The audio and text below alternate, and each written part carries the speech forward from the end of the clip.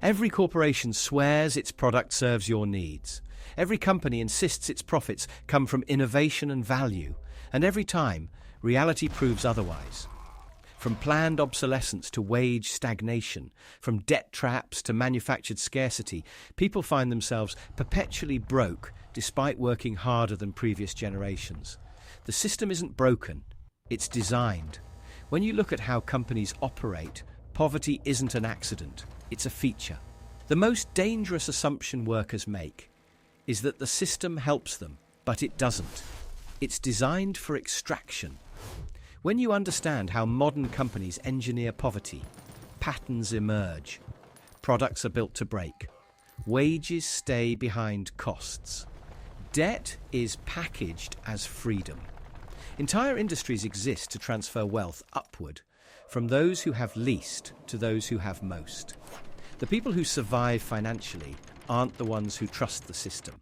They're the ones who understand exactly how it's designed to fail them. Take planned obsolescence. It's an economic strategy, not a secret. Apple fought right to repair laws because it's embedded in their model. Smartphones slow down after 2 years. Washing machines have sealed drums that can't be replaced. Car software locks you into expensive manufacturer repairs. Engineers are told to design products that last just long enough to force repurchase cycles. The math is simple. One product lasting 20 years makes one sale. 5-year products make 4 sales with barely higher costs. It's pure profit. Companies know this destroys financial stability.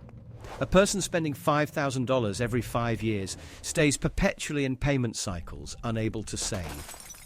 Poor people buy cheap products repeatedly. Rich people buy quality once. Corporations engineer products specifically to target financial vulnerability. It keeps you on the treadmill. But products are just the visible part. The real engineering of poverty happens in wages. Companies have figured out something profound. They don't need to pay you less than inflation. They just need to ensure you never build savings faster than you accumulate expenses. Wages have been deliberately decoupled from productivity. A worker in 1970 made 70% of what their productivity generated. Today, that same worker generates the same value, but only sees 30% of it. The difference flows to shareholders and executives. But here's the genius part. Companies don't just suppress wages, they coordinate to suppress wages. When tech companies agree not to poach each other's employees, they're not just protecting talent, they're suppressing the wage negotiations that would naturally emerge from competition.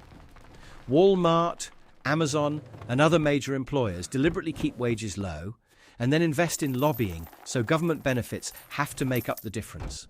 This means your taxes subsidize their workers while their profits stay maximized. You're paying for their low-wage strategy through the tax system, and the workers stay in perpetual wage stagnation because they have no leverage. The system has removed the ability for workers to organize or leave for better options. This is designed. Companies run sophisticated algorithms, analyzing when and where to relocate to maximize wage suppression.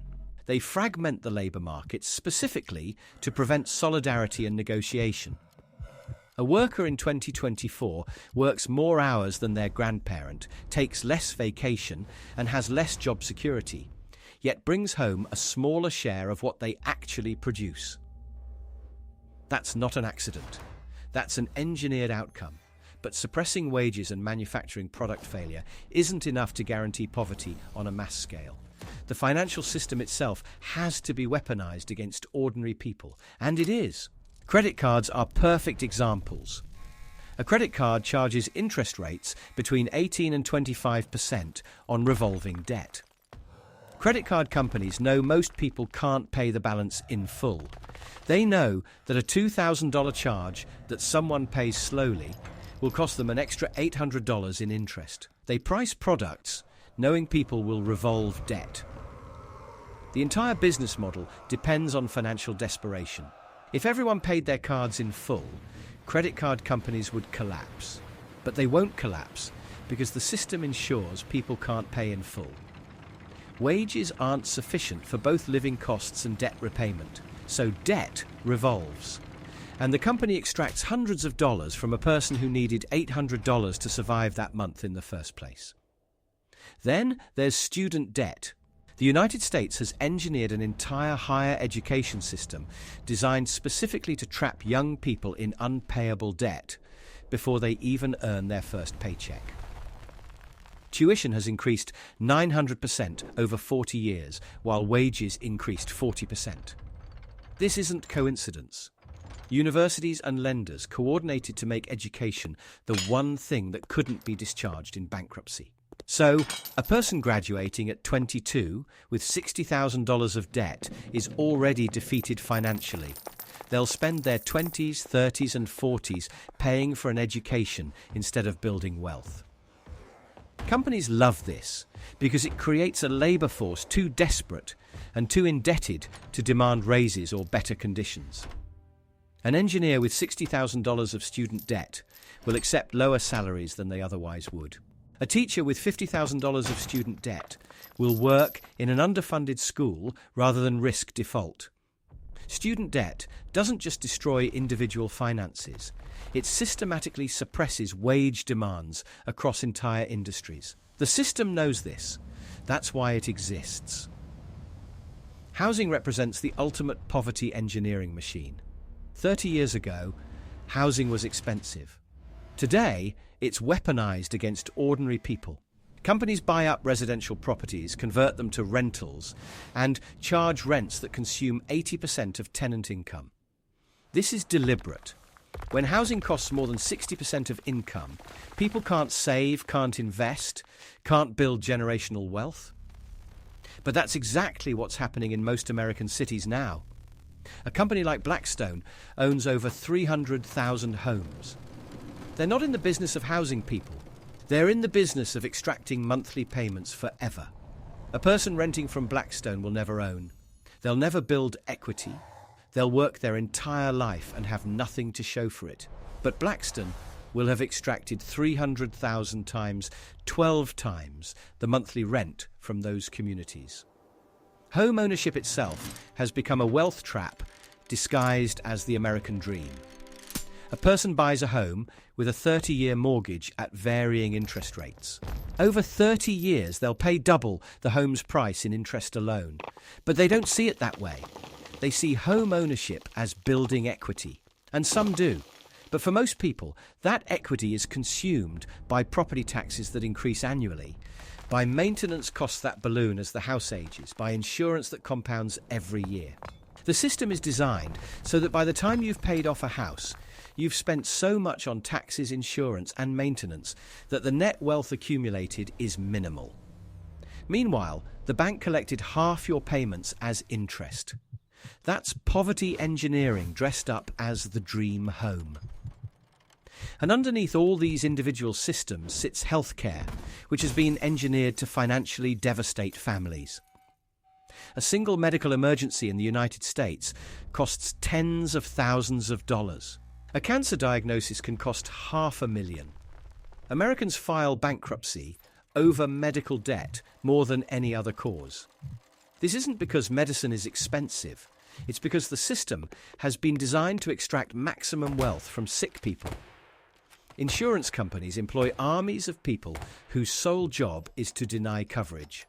Pharmaceutical companies patent drugs, then raise prices by thousands of % overnight because the system allows it. Hospitals charge $15,000 for procedures that cost $300 in other countries. None of this is inevitable. It's engineered. A person gets diagnosed with diabetes. They must buy insulin or die. The insulin costs $300 per vial. They need several vials per month. They're now locked into perpetual payment because the alternative is death. The company knows this. They designed the pricing system knowing the customer has no choice. It's not a market. It's extraction. And when people go bankrupt from medical costs, they lose their homes, their savings, and their ability to ever recover financially. Debt becomes generational. Parents can't help children because they're drowning in their own medical debt. The system has engineered poverty to be self-perpetuating. What ties all these systems together is that they're designed to prevent wealth accumulation, specifically among ordinary workers. Rich people never use credit cards that revolve. They never take student loans. They own multiple properties. They have access to healthcare that costs nothing. They have financial advisors managing tax strategies. But more importantly, rich people's wealth grows exponentially because they can invest. A person with $5,000 to invest might buy stock. It grows 5% annually, but a person trying to survive paycheck to paycheck can't invest. Every dollar is consumed by debt payments, by manufactured product failures, by housing extraction, by healthcare costs, so they never build the compounding wealth that creates generational advantage. The system has engineered poverty to be sticky. Once you're in it, the system pulls you back in whenever you try to escape. You pay off a credit card and rebuild savings. Then a medical emergency happens and the savings vanish. You save for a down payment on a house. Then your car breaks down because it was engineered to break, and the savings vanish again. You finally get ahead and your child needs student loans. The system has 1,000 ways to extract wealth and prevent accumulation. None of them are accidents. History shows that this isn't new. For centuries, corporations and governments have engineered poverty. Medieval lords designed feudal systems, specifically to keep peasants perpetually indebted and unable to leave. Cotton plantation owners engineered slavery to extract maximum labor at zero cost. Industrial manufacturers engineered 12-hour workdays, and company towns, where workers spent everything back at company stores. The specifics change. The principle remains. Every system is designed by those with power to transfer wealth to those with power. Modern versions are just more sophisticated.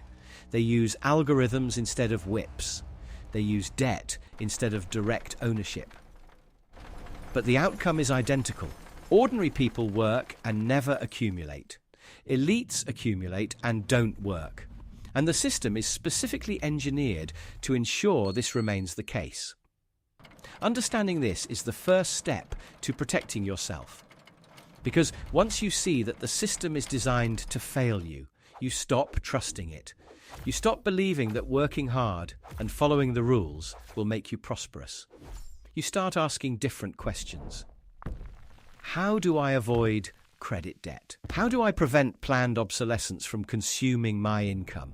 How do I build wealth in a system designed to prevent it? Those questions have answers, but they require recognizing that the system isn't broken. It's working exactly as designed. Your poverty isn't a personal failure, it's a system output. If this gave you a new perspective, hit subscribe